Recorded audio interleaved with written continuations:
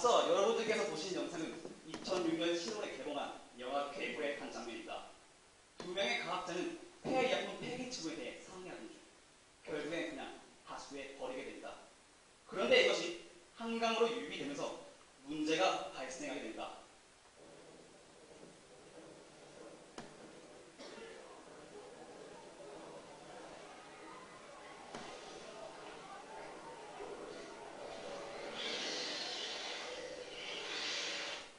이렇게 우리가 살아가는 생태계에 재앙을 가져온 괴물을 만들게 된 것입니다. 그런데 여러분, 영화 괴물과 같은 폐약품의 재앙, 현실에서 발생할 수 있다는 사실 알고 계신가요? 여기서 말하는 폐약품이란 유효기간이 지나거나 쓰고 남은 의약품 등 폐기 처리하는 모든 의약품을 말합니다. 이 같은 폐약품이 올바른 방법대로 처리되지 않으면 그 성분이 자연으로 스며들어 물고기의 성벽이 바뀐다든지 독수리의 개체수가 준다는 등의 생태계에 심각한 악영향을 미치게 됩니다. 그렇기 때문에 폐약품은 반드시 올바른 회수 처리 프로세스에 따라 폐기 처분되어야만 합니다. 반드시 실행되어야 하는 폐약품 회수 처리 프로세스. 지금부터 저희는 이것을 가지고 개발한 참신한 아이디어를 제안하고자 합니다. 폐약품 회수 처리 프로세스의 새로운 발상을 가져올 정책적 제안. 안녕하십니까. 저는 지식의 목마름을 적셔줄 한 줄기의 소나기 스쿨팀의 박대후 인사드리겠습니다. 여러분들은 이제 폐약품의 위험성과 회수 처리 중요성을 아실 겁니다. 우리나라 정부도 이 같은 사실을 알았기에 2008년부터 본격적으로 폐약품 회수 처리 사업이 실행되고 있습니다. 현재 우리나라에서 실행되고 있는 폐약품 회수 처리 프로세스를 살펴보면 각 가정에 발생하게 된 폐약품은 시민이 자발적으로 약국 내에 있는 폐약품 수거함에 배출합니다. 그리고 각 약국에 수거된 폐약품은 지자체의 청소 차량에 의해 보건소로 옮겨져 장기간 보관되어집니다. 그리고 장기간 보관되어진 폐약품은 다시 지자체의 청소 차량에 의해 인근 소각장으로 옮겨져 소각 처리되면 모든 과정이 끝이 나게 됩니다. 그렇게 작년 2012년도에는 총 372톤의 폐약품이 회수 처리가 되었습니다. 그런데 372톤, 과연 많냐일까요? 실상은 우리 372톤이라는 수치는 실제 폐약품 총 발생량의 15%, 겨우 15%에 불과하였습니다. 나머지 85%는 쓰레기 봉투와 함께 버리거나 앞서 여러분들이 보신 영상과 같이 하수구에 흘려보내는 등의 임의대로 폐기 처리되고 있었습니다. 다시 말해 대부분의 폐약품은 제대로 된 회수 처리가 이루어지지 않고 있었습니다. 이 같은 현상이 일어나는 원인을 살펴보니 현재 실행되고 있는 폐약품 회수 처리 프로세스에는 여러 가지 문제점들이 존재하고 있었습니다. 첫 번째 문제점으로는 폐약품 수거함에 있었습니다. 보시는 바와 같이 대부분의 약국 내에는 폐약품 수거함이 설치가 되어 있었습니다. 하지만 눈에 띄지 않는 디자인으로 인해 시민들에게 폐약품 수거 사실을 인지시키지 못하고 있었습니다.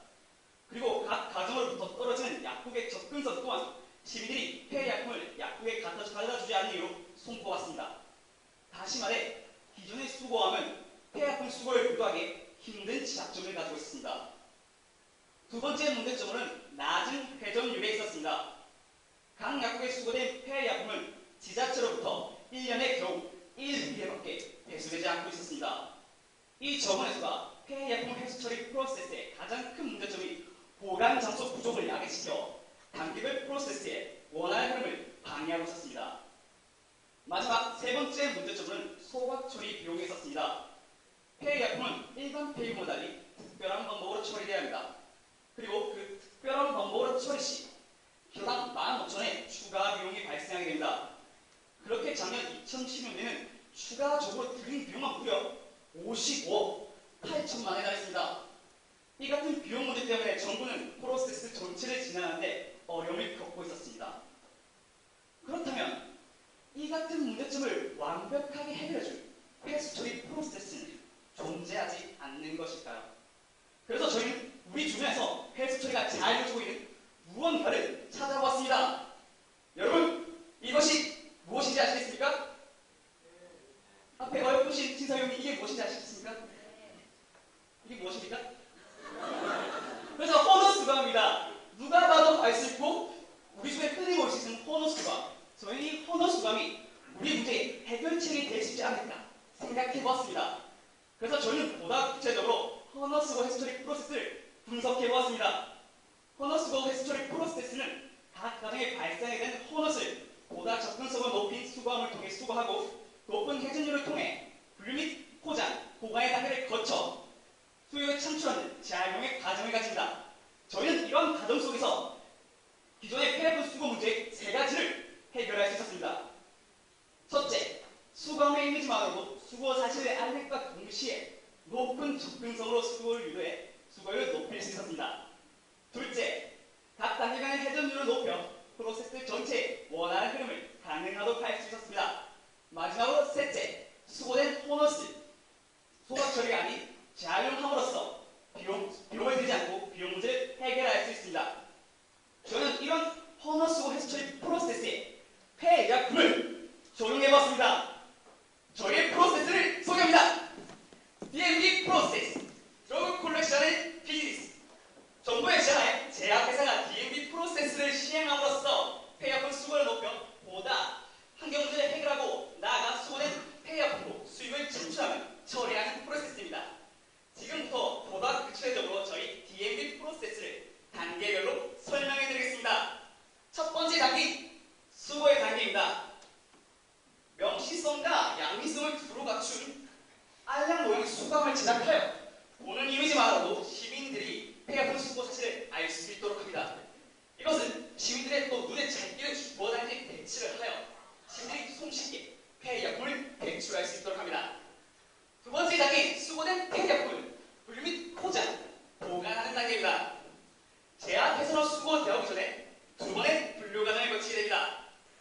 도대식 약국에서 재사용이 가능한 의약품과 불가능한 의약품을 제작하여 시민들이 폐약품을 배출 시 보다 쉽게 분류할 수 있도록 조제해줍니다. 그리고 시민이 폐약품을 배출 시 재사용 가능한 의약품과 불가능한 의약품을 분류하여 폐약품 수거함에 배출을 합니다.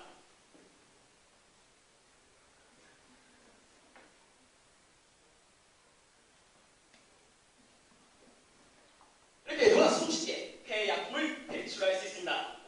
이런 두 과정을 거친 뒤 제약회사만의 필소팅 머신들의 기술을 통해 재사용 가능한 의약품을 종류별로 분류하니 최종적으로 재활용 방법에 따라 포장 및 보관을 하게 됩니다.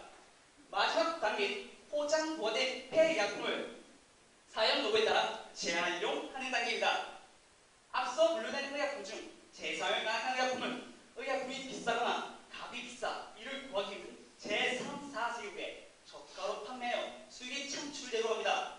그리고 재사용이 불가능한 폐약품은 에너지 발전소에 폐기물 연료를 이용함으로써 비용을 들이지 않고 처리할 수 있도록 합니다. 이로써 저희 DMB 프로세스는 환경오염 문제의 원인이 되는 폐약품을 수거해 이를 통해 수익을 창출하며 모든 과정이 끝이 나게 됩니다. 더불어 성공적인 DMB 프로세스를 실행하기 위하여 공국민적으로 알 수 있는 소재, 예를 들어 조제약 구매 시 제공받게 되는 약봉지 또는 각 가정마다 부여되는 각종 부지서에 폐약품 수거지를 알리는 문구를 삽입하여 시민들에게 이를 알 수 있도록 합니다. 그러므로 폐약품 수거 사실에 대한 인지를 넘어 실천할 수 있도록 인식시킴으로써 성공적인 DMB 프로세스가 가능하도록 할 것입니다. 나아가 성공적인 DMB 프로세스를 통해 기대할 수 있는 효과는 첫째, 지금까지 정부가 해결하지 못했던 폐약품 수거 문제를 분리수거와 같이 생활하여 환경오염 문제를 예방할 수 있습니다. 둘째, 폐약품 처리함에 있어 기존의 비용을 들이는 마이너스 처리가 아닌 수익을 내는 플러스 처리가 가능합니다. 마지막으로 셋째, 수익이 창출됨으로써 많은 민간 업체의 참여를 유도하고 나아가 하나의 산업으로 자리매김할 것입니다. 이로써 폐약품은 사회 골칫거리가 아닌 사회의 새로운 치료제로서 재탄생할 것입니다.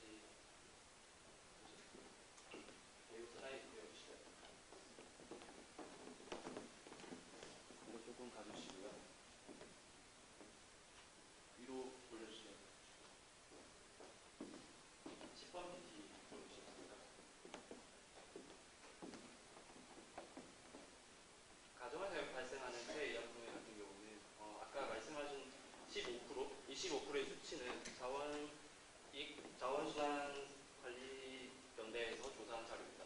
그래서 이 같은 경우는 이 이를 같은 경우는 84.5%는 임의대로 버리자고 하였습니다. 그 임의대로 버린 방법은 쓰레기 봉투에 담아서 그냥 같이 버리는 방법이고요. 안 버리고 그냥 계속 보관하는 경우가 있습니다. 그리고 재활용 수거함에 그냥 버리는 경우가 있고요. 싱크 등은 변기에 심지어 그냥 방출하는 경우가 있고 나머지는 기타의 방법이 있습니다. 현재 그렇게 하여 지금 약 85%에 달하는 가정용 의약품 같은 경우 이렇게 방치되거나 분석이 벌어지고 있습니다. 그러면 한 가지만 더 주자면 가정용의 폐기물의 문제가 심각한 거야? 아니면 가정용 이외에 아까 저 질문에서 주셨던 그러한 그 연구소라든지 이런 데서 발생하는 그 의약품들의 수거가 더 심각한 건가요? 네, 질문에 답변해 드리겠습니다. 앞서 보신 개물 같은 영상은 그냥 하나의 예시로서 쓴 영상이고요. 그리고 저희가 한 것은 가정에서 발생할 때 의약품을 말합니다. 병원에서 발생하는 의약품은 따로 의약 폐기물로서 따로 처리할 방법이 있습니다. 하지만 가정에서는 이렇게 보시는 바와 같이 쓰레기 봉투에 버리거나 안 버리고 보관하거나 재활용 수거함에 버린다거나 아까 보신 하수구에 부어버리는 등의 임의대로 폐기 처분되고 있습니다. 저희는 이 같은 경우를 방지하고 해결하기 위해서 그거에 대해서 만든 것입니다. 최윤기 신사위원님 질문해 주시기 바랍니다. 지원은 현행 약품은 약국에서 수거를 하도록 되어 있죠. 네, 그렇습니다. 그것은 이 과정에서 주의하고 단지만 생활 환경에서 쉽게 수거를 할 수 있도록 되어 있는데 왜 그렇게 약은 약국에서밖에 수거를 하지 못하게 되어 있을까라는 부분에 좀 한번 고민을 해보신 적이 있으신지 약국이라는 것은 생명과 직결되는 문제가 그게 의료비 가정용의 약병이라 할지라도 그렇기 때문에 이 어떤 법적 제도나 그런 부분에서 이 약국에서밖에 수거를 할 수 없도록 만들어 놓은 것이 아닌가. 그렇다면 지금 제안하신 대로 아주 밀폐된 어떤 공간 내에 수거를 한다 하더라도 그것이 가져다 줄 수 있는 위험에 대해서는 고민을 해보신 지 있으신지 질문을 드리겠습니다. 네, 그에 대한 답변해 드리겠습니다. 개요 들어서 제약회사의 참여 이유에 대해서 한번 들어주세요.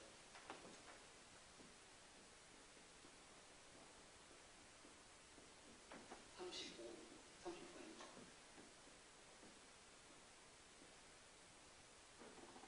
지금 현재 법으로는 약국에서밖에 수거가 안 되고 있지만 실상 정부에서도 이 같은 비용 문제 때문에 제약회사에게 책임을 물고자 하는 법이 제정되고 있습니다. 그래서 이 같은 경우 때문에 저희가 제약회사를 끌고 온 것이고요.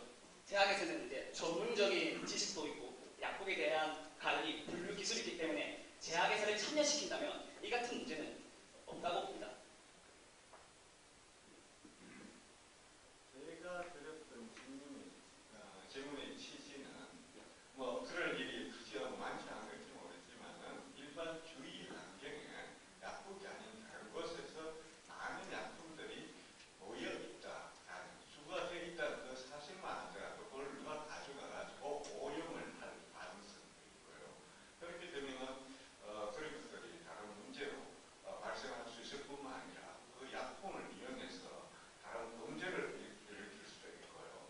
사실 약품이라는 것은 엄격한 관리를 해가지고 누가 이 약품을 구입했는지가 나와야 되거든요.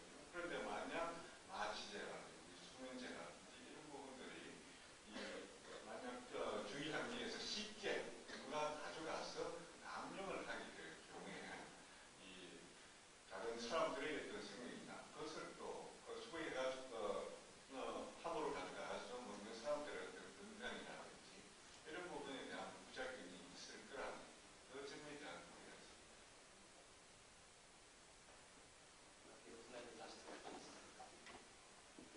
수거함에 관한 케이스가 다시 번 잠시 들어주시겠습니다. 저희도 그 문제에 대해서 상당히 많이 고민했습니다. 이 약품들을 가지고 자살을 시도한다든지 악용할 수 있는 사례 있을 수 있기 때문에 저희가 고민한 바로 지금 이 보시는 그림은 이렇게 투입하는 과정입니다. 이것 혹시 여러분 금전에서 인형 뽑기 하는 그런 오락기 같은 프로그램 아십니까? 거기 보면은 이제 이런 식으로 구조역학적인 구조를 인해서 넣을 때는 투입을 할 수 있지만 뺄 때는 막상 빼지 못하는 구조역학적 구조를 설계를 해서 저희가 1차적으로 방지하는 그런 구조를 구성해봤습니다. 그리고